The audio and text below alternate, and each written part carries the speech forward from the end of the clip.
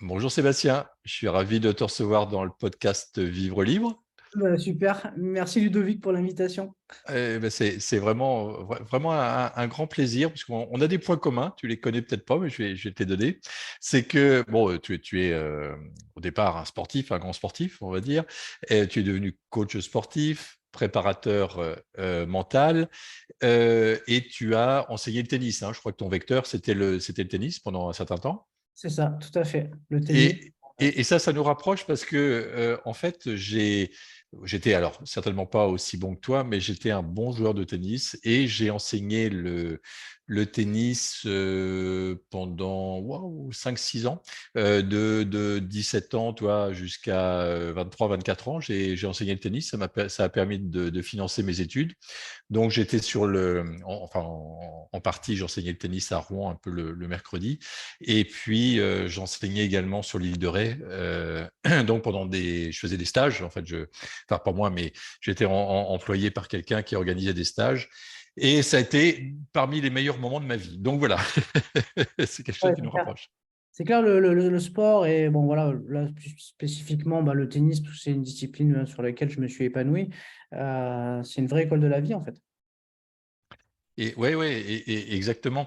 Alors toi, tu as passé tous les monitorats, tous les diplômes liés au tennis. Bon, moi, j'ai passé mes premiers diplômes, mais je me suis arrêté donc assez rapidement. Et puis après, je me suis consacré à l'entrepreneuriat. Donc, euh, j'ai vu également, et ça, je pense que tu vas nous en parler tout à l'heure, Sébastien, que tu accompagnes des adolescents en difficulté. Alors ça me plaît beaucoup parce que ça montre vraiment une ouverture de vie, une ouverture d'esprit qui est assez rare. Donc ça, c'est bien. Donc on va en parler également un petit peu. Et ce que j'aimerais en fait, c'est que tu nous expliques. Donc on va faire le parallèle en fait entre des champions que tu prépares, parce que toi tu prépares des athlètes, on va dire. Mais comment un entrepreneur peut lui également se préparer comme un athlète. Voilà. Donc j'aimerais que tu nous donnes quelques clés par rapport à ça. Alors tout d'abord par rapport à la présentation, est-ce que j'ai oublié des choses? Est-ce que tu veux préciser certains Non, points? non, non, en fait, je suis ce qu'on appelle souvent un slasher. J'aime bien entreprendre. Je suis un peu un passionné, en fait. C'est-à-dire que quand un sujet m'anime, j'aime bien aller creuser. Alors, je suis un passionné de communication. Alors, les gens le savent peut-être pas, mais du coup, moi-même, j'ai un podcast aussi qui s'appelle Parlons de votre mental, avec 150 épisodes, avec des personnalités diverses et variées. Et je m'occupe de tout, c'est-à-dire de l'interview jusqu'à la communication digitale et là, dernièrement même, les communications de relations presse. Parce que c'est des secteurs qui m'animent et j'ai vraiment envie de porter haut et fort en fait, toutes ces personnalités que je rencontre qui sont hyper passionnantes et pour aussi aller dans le sens inverse de ce qu'on nous propose en France, c'est-à-dire que très souvent on nous parle du mental, mais on nous parle du mental des athlètes ou des gens quand ils ratent en fait, et ça me dérange en fait. Du coup, l'idée c'est d'aller plutôt aller chercher des gens dont on ne parle pas, qui réussissent en France, parce qu'il y en a beaucoup, des athlètes, des entrepreneurs, des artistes, et j'aime bien aller explorer la dimension du mental qui les a fait réussir et connaître leur parcours et comment, voilà, quelle vision ils ont de ce mot-là, le mot mental, la résilience qu'ils ont eue à des moments pour s'accrocher parce qu'ils avaient un objectif, mais ils n'y sont pas arrivés en une seule étape, hein. Je veux dire, ils se sont beaucoup, entre guillemets, cassé la figure, mais ils se sont accrochés à leur objectif. Et voilà, et franchement, j'adore en fait aller interviewer tous ces gens-là, quoi. Ah, c'est génial. C'est génial ce que tu fais. Est-ce qu'on peut commencer comme ça, par la résilience? Parce que donc un athlète, bah, il échoue, enfin, j'imagine régulièrement. Tout le monde ne peut pas être sur le podium. Un entrepreneur, il échoue régulièrement également. Et moi, ce que je dis aux personnes avec lesquelles je travaille, qui me suivent, donc qui sont des entrepreneurs, des investisseurs immobiliers, je leur dis, mais voilà, ça fait partie de la vie. L'obstacle, c'est normal, les difficultés, c'est normal. Même ça permet de nous renforcer, ça permet d'apprendre un certain nombre de choses. Moi, personnellement, également, j'ai vécu des épreuves de vie assez lourdes qui m'ont permis, en fait, d'être un meilleur humain, on va dire. Donc, est-ce que tu peux nous en parler de ça? Comment on peut rebondir, en fait, suite à un échec, suite à une difficulté? Bah déjà, en fait, il faut changer d'état d'esprit. C'est-à-dire qu'aujourd'hui, en France, on parle beaucoup d'échecs, alors que dans beaucoup d'autres pays, on parle surtout d'expérience. On vit des expériences et on capitalise dessus. Et par rapport à ce qu'on a vécu, bah, ça ne nous écarte pas forcément du chemin là où on veut aller. C'est pas parce que l'expérience a été mauvaise Au contraire, l'expérience, elle nous permet de capitaliser sur les choses qu'on a réussies, les choses qu'on a moins bien réussies, les choses qu'on a ratées. Donc, à un moment donné, ça nous donne des indicateurs pour faire mieux, comme tu dis, pour progresser chaque jour vers son objectif et s'y accrocher. Donc, ça facilite la résilience parce que le mot échec, ça veut dire qu'on a échoué, ça veut dire qu'on n'est pas en capacité de rebondir, en fait. On a échoué, on s'arrête là, on s'arrête en chemin, quoi. La résilience, c'est pas ça, c'est on rebondit, c'est-à-dire qu'on se serre, finalement, on est comme un ballon. Ok, bon, on m'a mis comment dire, je sais pas moi, on m'a crevé, on met une rustine et on regonfle la pompe et on repart, quoi.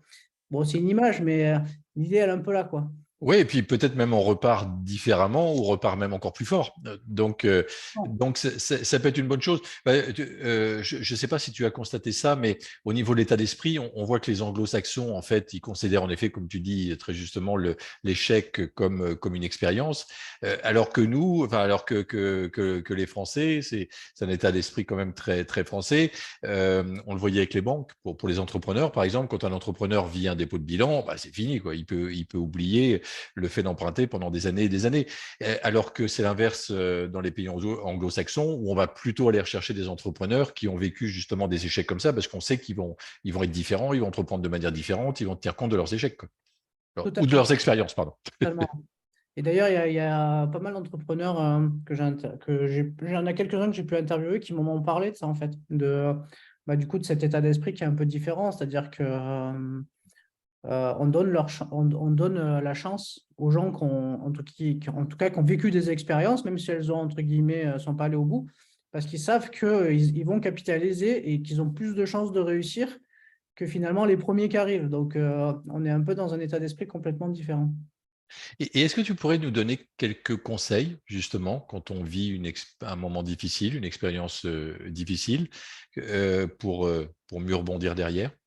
Déjà, c'est comme pour tout. Je pense qu'il faut faire des mini-deuils. J'ai fait une publication là-dessus sur LinkedIn il n'y a pas longtemps. Il faut apprendre à faire des mini-deuils. C'est-à-dire que quand je dis mini-deuil, c'est bon, on n'a pas réussi un truc.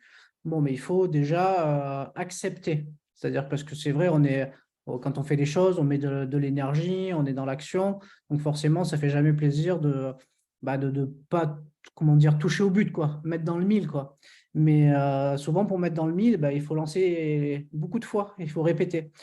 Donc, du coup, la première chose, déjà, c'est ça, c'est faire ce milieu, c'est accepter, faire un peu un bilan. Voilà, le premier truc, c'est faire son débrief, quoi. OK, bon, voilà, l'objectif, il était là, mes critères, ils sont là. J'ai pas réussi à obtenir là où je voulais aller, mais est-ce qu'il n'y a peut-être pas une petite partie que j'ai réussi à faire?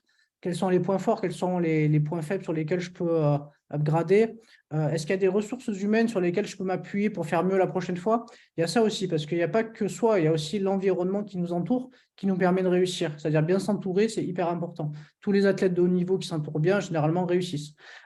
Tous ceux qui sont mal entourés, mal conseillés, alors dans tous les domaines, que ce soit financier, on voit bien en fait la réussite des grands athlètes qu'on a. Souvent, alors soit ils ont un cocon familial hyper sécurisant, une femme qui gère le truc. Je pense à Federer, je pense à la femme de Zizou. Il y a voilà, des environnements propices. Ou la maman de Mbappé, apparemment. Voilà, en tout cas des environnements qui sont suffisamment protecteurs et vigilants et qui permettent à l'athlète de se développer. C'est pareil pour tout, hein, je veux dire que ce soit même dans l'entrepreneuriat. Je pense que voilà, avoir un bon associé à qui on a confiance. Tout à l'heure, j'écoutais une interview où finalement quelqu'un s'était lancé dans un entrepreneuriat avec un associé, et puis au bout de quelques temps, le comptable était venu lui dire, attendez, il faut faire attention là parce qu'il y a de l'argent qui s'en va, mais c'est. Et donc du coup, c'était l'associé qui se barrait avec les sous Bon voilà, donc je pense qu'il faut bien s'entourer, ça c'est important. Et après, pour revenir sur là, mini deuil, débrief. S'il y a quelque chose qu'on n'a pas compris, il y a des experts aussi qui peuvent accompagner, que ce soit les athlètes, les entrepreneurs. Il y a des gens qui se sont cassés la figure avant aussi, hein, qui ont de l'expérience. Je pense qu'à un moment donné, c'est la voie de la sagesse que d'aller écouter des gens qui ont réussi, mais ils n'ont pas réussi d'un seul coup. Il n'y a aucune histoire dans mon podcast où on réussit d'un seul coup, quoi.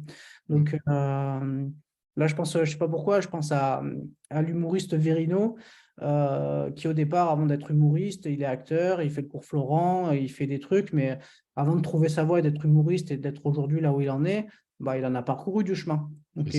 il m'explique ça très, très bien dans le podcast. Et puis, voilà, je pense à plein d'autres Ça. interviews.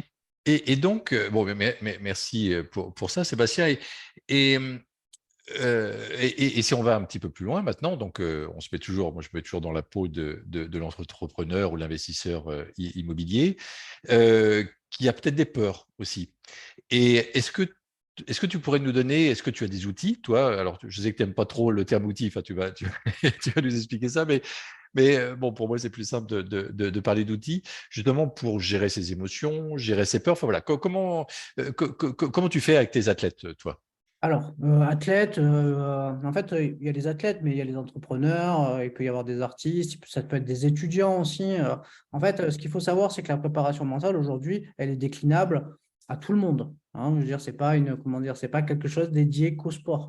Tout le monde aujourd'hui peut être accompagné, se faire accompagner voilà, en utilisant, comme tu dis, des outils. Sauf qu'en fait, ce que j'aime pas dans le mot outil, c'est que très souvent aujourd'hui, on rencontre de plus en plus de préparateurs mentaux qui viennent avec leur caisse à outils comme le plombier qui va vous changer votre évier, sauf que ça ne marche pas comme ça en fait. L'évier, comment dire, il est normé. Tu peux aller en acheter un autre à Casto si tu as envie. L'humain, tu ne vas pas aller en chercher un autre à Casto. L'humain, il est unique. Et c'est ça qui est important. Du fait de l'unicité de l'humain, chacun vient avec son parcours, son histoire de vie. Souvent, je dis ses casseroles, ses bosses, ses réussites. Et c'est à partir de là, en fait, que tu vas pouvoir l'accompagner parce que tu vas déjà commencer par faire un bon entretien d'explicitation, comprendre ce qu'il vit, comment il le vit, euh, ce qui le perturbe dans le moment présent et sur lequel il est focus. Et très souvent, tu te rends compte qu'il est tellement focus sur sa problématique du moment qu'il en oublie tout ce qu'il fait de bien autour dans le même moment. Donc ça, c'est important. C'est-à-dire qu'à un moment donné, il faut lui faire enlever le focus de ce qui le perturbe dans le moment pour aussi D'accord. en fait, le remettre dans un contexte où il va aussi être en capacité d'ouvrir les yeux un peu plus grand pour revoir D'accord. tout ce qui marche dans le moment présent. Donc, reprendre de la hauteur aussi par rapport à son activité, par rapport à qui il est, etc., quoi. Exactement. Et ça, très souvent, ça leur fait beaucoup de bien. Ça leur fait Ouais, beaucoup de bien parce que le problème, c'est que quand on fait une fixette ouais, sur une problématique, en fait, c'est souvent là où on s'arrête, en fait. On est trop, là, comme on dit, tu sais, l'expression être la tête dans le guidon. ouais. Bon, voilà, à un moment donné, il faut un peu lever la tête du guidon, regarder la route, regarder un petit peu tout ce qu'il y a autour pour pouvoir, voilà. Ou alors, j'aime bien utiliser la montgolfière, tu vois. On prend de la hauteur, on coupe les sacs un peu qui nous empêchent de prendre de la hauteur. Et puis après, on redescend et puis on analyse ce qu'il y a dans les sacs. Qu'est-ce qui nous a empêché de monter? Ça, c'est important. Donc, pour ça, il suffit de, voilà, un bon entre... Et parfois, il n'y a même pas besoin d'un préparateur mental, hein. Des fois, il suffit simplement d'avoir quelqu'un à qui on peut parler, ne serait-ce que conscientiser ce qu'on vit, c'est important, tu vois, par la parole. Mettre des mots sur les mots, tu vois. Et à partir de là, très souvent, on est en capacité d'avoir nos propres outils pour pouvoir les résoudre. Si on ne les a pas, c'est là où on peut se faire accompagner, se faire aider, trouver des ressources pour pouvoir, à un moment donné, se dire, bon, là, cette problématique, je n'arrive pas à la résoudre tout seul. Bon, qui pourrait m'aider pour le faire? Et c'est comme ça qu'on avance. Et Sébastien, est-ce que tu pourrais nous parler des rêves, des objectifs, etc. Parce que bon, un athlète, il a ses rêves, un étudiant, il a ses rêves, un entrepreneur, il a ses rêves. Moi, je vois beaucoup de gens autour de moi qui se restreignent, en fait. Peut-être par peur de ne pas y arriver, ou je ne sais pas. Mais toi, ouais, qui osent pas, en fait, vivre pleinement, en fait, leur potentiel, leurs rêves, etc. Euh, Est-ce que tu pourrais nous parler de ça? Parce que tu as dû rencontrer, même parmi les grands sportifs, tu as dû rencontrer des personnes qui rêvaient, j'en sais rien, moi, d'être champion du monde, par exemple, ou je ne sais pas, enfin, en tout cas, qui avaient un grand rêve. Et puis peut-être il a eu peur et puis il s'est restreint et puis il dit bah non, finalement, champion du monde, c'est pas accessible pour moi, donc ça sera champion de France ou champion de Normandie ou champion de je sais pas quoi. Enfin bon, voilà, qu'est-ce que tu pourrais nous dire par rapport à ça? Comment tu peux orienter les Ouais, personnes? c'est le fameux I have a dream. Bah, ce que je peux t'en dire, c'est qu'en général, au départ, après tout dépend le contexte, mais souvent dans le sport, si c'est des enfants, ben, c'est souvent le rêve il est nourri par les parents au départ, hein, donc faut pas se leurrer. Donc très souvent, quand le rêve il est trop nourri par les parents, à un moment donné, si c'est pas le, si, comment dire, si les enfants, ça, comment dire, ça devient pas leur projet à eux, leur rêve à eux, très souvent ça aboutit pas en fait. C'est ça en tout cas, c'est un constat que j'ai pu faire avec l'expérience. Par contre, quand l'enfant il s'accapare son projet, c'est son rêve, c'est son projet, les parents sont là en soutien et il y a une équipe qui accompagne, très souvent ça va au bout. Voilà, donc ça c'est une chose qui est sûre. Donc c'est vraiment bien se connaître et bien connaître en effet son rêve, que ce soit pas le rêve de quelqu'un d'autre. Ah, ça, oui, Ouais. c'est important. C'est-à-dire Mm. ça, c'est Ouais. important d'être vraiment identifié que c'est ça qu'on a envie de faire. Mm. Identifier aussi au-delà que vu qu'il faut des compétences pour y arriver, je pense que l'expérience me dit qu'en fait, on peut arriver à tout avec du travail. C'est-à-dire qu'on n'est pas tous avec les mêmes compétences de départ, mais on est tous en capacité par le travail d'arriver à son summum à un moment donné par le travail. Ça, je le vois aussi à l'étranger. Quand je compare les différents systèmes de formation, alors dans le sport ou dans autre chose, très souvent, les gens, en fait, ils se forment et quand ils veulent un truc, ils cravachent, en fait, tout simplement. Donc, j'ai un entraîneur là, qui m'avait donné cette fameuse équation. Il me disait que la réussite, c'était la règle des 3 T. Les 3 T, je m'explique, c'est le talent. Nous, on appelle ça le talent en France, mais très souvent, c'est la compétence innée, une compétence qu'on a au départ. Des fois, il y en a, ils sont forts physiquement, il y en a, ils sont super intelligents. Enfin, les capacités qu'on peut acquérir au départ, qu'on a dès le départ, comment on va les faire fructifier. Et ensuite, ce qu'il me disait, c'est le travail. Et la dernière étape, celle qu'on maîtrise le moins, c'est le temps que ça va prendre. C'est-à-dire qu'à un moment donné, il faut répéter, s'accrocher dans le temps pour aller vers la réussite.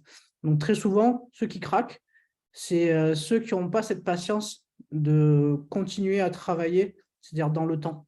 C'est-à-dire qu'à un moment donné, ils baissent les bras parce qu'ils ne sont pas arrivés à l'objectif suffisamment vite comme ils le voulaient, alors que ça se trouve, en continuant à travailler 1 an de plus, 2 ans de plus, ils seraient arrivés à l'objectif. Donc, c'est un peu c'est la règle des 3 T. J'aime bien l'utiliser et elle est Excellent. vraiment importante. C'est excellent, Sébastien. Enfin, si on peut s'arrêter un tout petit peu sur le premier T, en fait, le talent, parce que, comme tu disais, voilà, c'est la compétence innée. Et en fait, avant de démarrer l'entretien, donc on parlait et on se disait que chacun d'entre nous en fait est différent. Donc chacun d'entre nous en fait a des compétences différentes, chacun d'entre nous a un talent différent. Enfin, on a tous notre singularité. Encore faut-il bien la connaître, en effet. Et une fois qu'on l'a découvert, une fois qu'on la connaît bien, donc c'est vrai qu'on peut se faire aider par un coach, on peut se faire aider par une personne comme toi, peut-être pour la découvrir, parce que c'est pas si évident hein, de connaître son talent. Eh bien, mettons-la en avant. Et c'est vrai que moi, je vois autour de moi des personnes qui ont un talent pour la communication, d'autres qui ont un talent pour, je sais pas, qui sont des créatifs, d'autres qui sont plutôt des analytiques, qui sont plutôt des techniciens, etc. Il n'y a pas de jugement de valeur, on est tous différents et on a tous notre point fort, mais simplement, c'est vraiment important de le connaître, de le découvrir. Et toi, tu peux aider à découvrir ça parce que tu as des clés pour aider à découvrir son talent, son potentiel. Oui, en fait, j'ai une phrase qui me vient parce qu'en fait, c'est quelque chose. En fait, quand j'ai été interviewé là, il n'y a pas si longtemps dans un autre podcast, il me disait comment on peut dépasser en fait finalement c'est les barrières mentales qu'on a et souvent la peur qu'on a à les dépasser. Mais souvent, ce que je dis, c'est que très souvent en fait, quand on a ce sentiment d'avoir peur d'aller vers quelque chose, c'est que ça fait écho en nous, en fait. Et finalement, cette peur, il faut la transformer. Parce que je pense que dépasser cette peur et aller voir ce qu'il y a derrière, c'est ça notre porte, la lumière, en fait. La lumière, elle est derrière ça, parce que finalement, comment dire, c'est un peu un appel, quoi. Quand ça fait écho, c'est qu'il faut aller voir ce qu'il y a derrière, et c'est important. Et voilà, tout le monde le connaît, à un moment donné, on a peur de franchir, mais à un moment donné, quand on a franchi, on s'est dit, waouh, finalement, j'ai découvert quelque chose et j'ai appris beaucoup sur moi en dépassant cette peur. Hein. Et c'est un peu ce qu'on appelle souvent, il y a beaucoup de gens qui parlent de la zone de confort. Moi, j'aime pas ce terme zone de confort parce que j'ai l'impression qu'on est limité à un truc. Mais je préfère parler plutôt du coup, d'aller chercher. Finalement, la peur, c'est un indicateur. C'est un peu ça, cette barrière. Et, euh, et cette Ok. peur, Et elle est est-ce qu'on peut… importante à identifier. Oui, c'est ça. Et une fois qu'on l'a identifié, est-ce qu'on peut dire qu'il faut se diriger vers cette peur, que quelque part c'est là où on doit aller? En fait, c'est là où il faut déjà commencer à travailler dessus. Hmm. C'est-à-dire, pourquoi elle nous fait peur, en fait? Qu'est-ce qui nous fait peur? Parce que souvent, ça peut venir du fait que, je te donne un exemple, tu as un parent qui compte ses sous tous les jours et qui a la peur du lendemain parce que ne sait pas si elle va finir le mois. Et en fait, toute ton enfance, tu vis ça.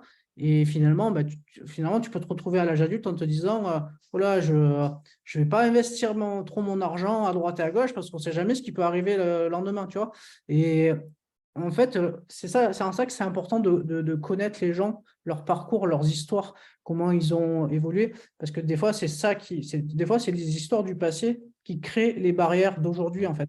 Hmm, Et hmm, c'est en ça que c'est important de connaître les gens. On peut pas appliquer, comme je te disais, on peut pas appliquer des recettes miracles, hmm, lire un livre et je vais aller mieux, appliquer la recette de tout le monde. Non, tu vas pas aller mieux en fait. C'est sur le moment, ça te fait un placebo. Ça te dire ah super, ça me fait du bien. Sauf que tu vas pas régler le problème. Le problème, il est enfoui en toi.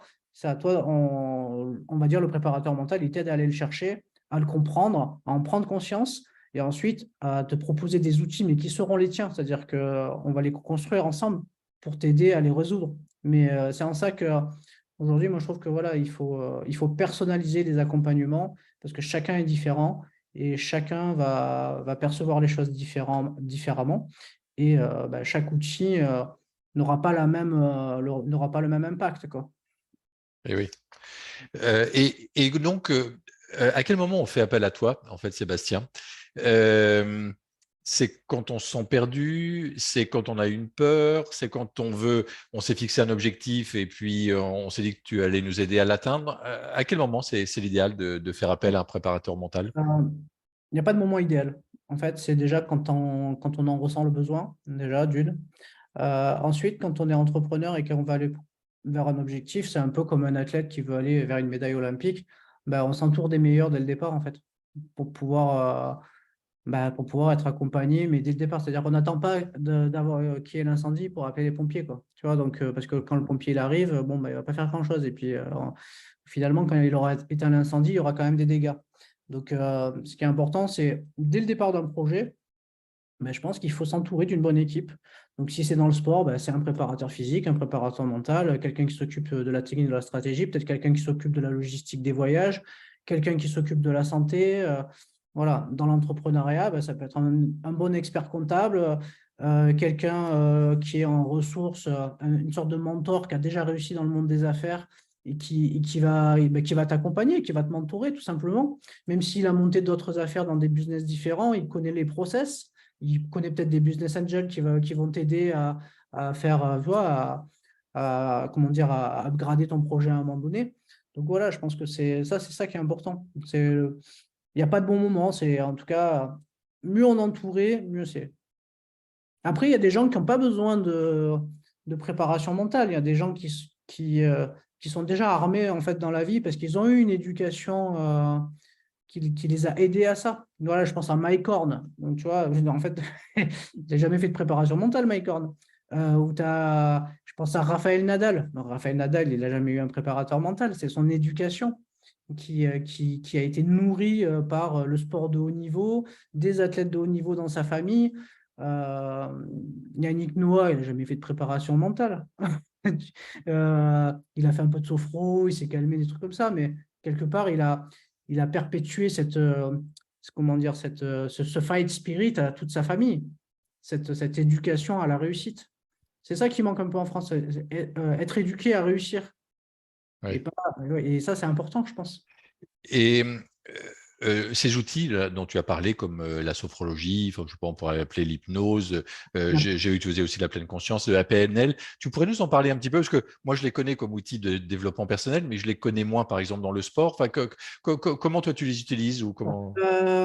Comment je les utilise? Alors déjà, moi déjà de base, comme je te disais, j'aime bien faire un entretien d'explicitation, comprendre comment fonctionnent les gens aussi d'un point de vue VACOG, visuel, auditif, kinesthésique, olfactif et gustatif, parce qu'en fonction des différentes sensibilités, tu vas orienter les gens plus ou moins déjà sur des outils qui sont complètement différents. Et tu vas les faire tester les outils. Ça ne veut pas dire que ça va fonctionner. Donc, la sophrologie, bon, bah voilà, tout ce que c'est, hein, c'est comment dire, tous les exercices de respiration qu'on va pouvoir mettre en œuvre pour que ce soit pour se calmer, pour se dynamiser, qu'on va pouvoir associer à de la visualisation aussi, avec des couleurs, voilà, en fait, je pourrais te synthétiser pas mal de choses, mais en tout cas, c'est des outils très simples. Et en fait, tous ces outils, ils existent depuis la nuit des temps, hein. Depuis les Grecs, depuis les Romains. En fait, on utilise des trucs, on réinvente des trucs qui existent depuis toujours, en fait. Donc voilà. Donc, ce qui est important, bah, c'est déjà de respirer. C'est la base de l'humain. Et je veux dire, tu respires pas, tu meurs, point barre. Donc, beaucoup de gens respirent à l'envers. C'est-à-dire qu'au lieu d'inspirer, le ventre se gonfle, souffler, le ventre se creuse, ben c'est l'inverse. En fait, du coup, en fait, ils sont en apnée. Donc déjà, réapprenez à respirer. Faites le test. Vous verrez déjà, ça va aller tout de suite mieux. Et déjà, quand on commence à sentir qu'on est stressé, savoir respirer, être focus sur sa respiration, déjà, si on respire, on alimente mieux en oxygène son cerveau et ses muscles. Donc déjà, on est moins crispé et on est plus lucide pour prendre les bonnes décisions. Donc, des choses très simples, tu vois. L'hypnose, je ne suis pas un expert de l'hypnose. Je me suis intéressé à l'outil. Je le trouve intéressant dans le fait de s'auto-persuader à réussir, par exemple. C'est-à-dire tout ce qui va être discours interne positif, apprendre à se parler positivement, apprendre à visualiser sa réussite. Moi, j'aime bien utiliser des outils où l'objectif, c'est de visualiser sa réussite et ensuite décliner toutes les actions qu'on va mettre en place pour aller vers cette réussite, se voir réussir.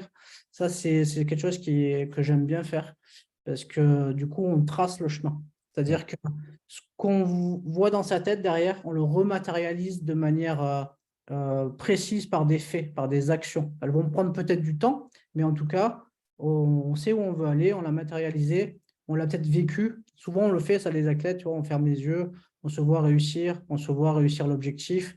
Et derrière, après, bah, tu construis tu construis le projet de manière très précise, par écrit, et en t'entourant, toujours pareil, en indiquant comment dire, tout ce dont tu as besoin pour aller vers cet objectif de réussite.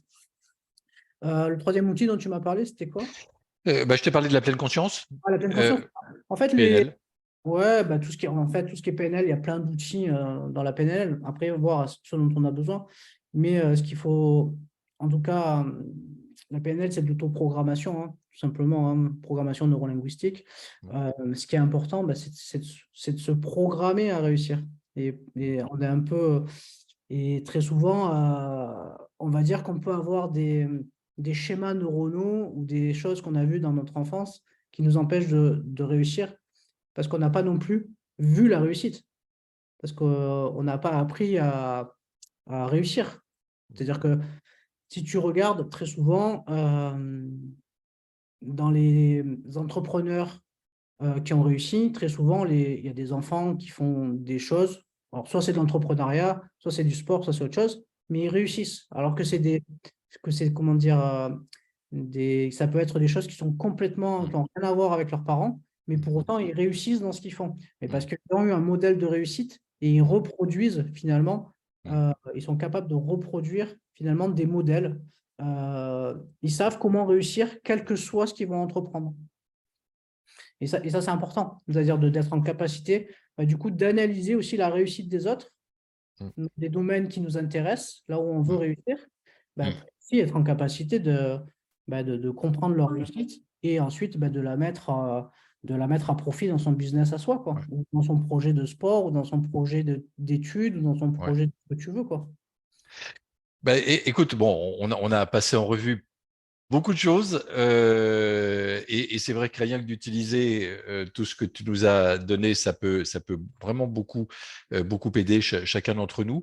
Est-ce que tu aurais un dernier conseil, Sébastien, à nous partager, à partager aux entrepreneurs, aux investisseurs immobiliers qui nous écoutent, pour les aider à faire un pas de plus, en fait? Alors, faire un pas de plus. Alors déjà, j'aime pas donner des conseils. Parce que si on parle de coach, en fait, le coach, c'est rare qu'il donne des conseils. Parce qu'avant de donner des conseils, il faut connaître les gens. Tu vois? Et finalement, c'est eux qui vont s'auto-conseiller parce qu'en leur posant des questions, Mm, bah, finalement, ils vont construire leur réussite, mm, ils mm, vont mm. mettre des doigts sur des choses qui coincent, et en fait, ils vont eux-mêmes trouver la solution. Ouais, Donc finalement, tu vois, le conseil, moi je dis, si tu vas voir un coach et qui commence à déjà te donner des conseils, ouais, j'ai envie de te dire, va voir un autre coach. ouais. Oui, ou alors c'est un mentor, mais c'est différent, c'est Ouais, vrai, voilà, c'est différent. Pour moi, c'est pas la même chose. tout à Après, fait. si je dois donner en tout cas ma vision, ben, c'est vraiment c'est important ça de bien Mm, s'entourer, mm, avoir des gens de confiance, mm, visualiser son projet déjà de base, mm, visualiser votre projet, mm. identifier tout simplement les objectifs que vous avez envie de vous fixer. Alors, ça peut Ouais, être une médaille olympique, ça peut être, je n'en ouais, sais rien, moi, acquérir des biens immobiliers, ça peut être il y en a, c'est avoir un chiffre d'affaires de temps. ouais. Mais après, à partir de là, tout se Mm, décline en fait. Donc, mm, ça demande un travail mm. après de réalisation, de mise en œuvre. Mais j'ai envie de dire, en tout cas, osez vous lancer.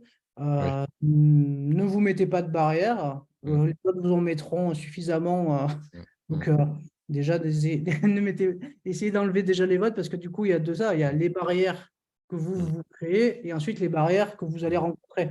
Donc, déjà, si vous arrivez déjà à capitaliser, vous faire confiance, oser et lever mm. vos barrières, vous aurez plus que les barrières que les autres vous donnent pour pouvoir capitaliser et aller vers votre projet, quoi. Super. Ben, écoute, un grand merci Sébastien pour ce partage, c'est un vrai plaisir. Ah ouais, je me suis régalé, c'est gentil. Allez, je te souhaite le meilleur et à très bientôt. À très bientôt, merci.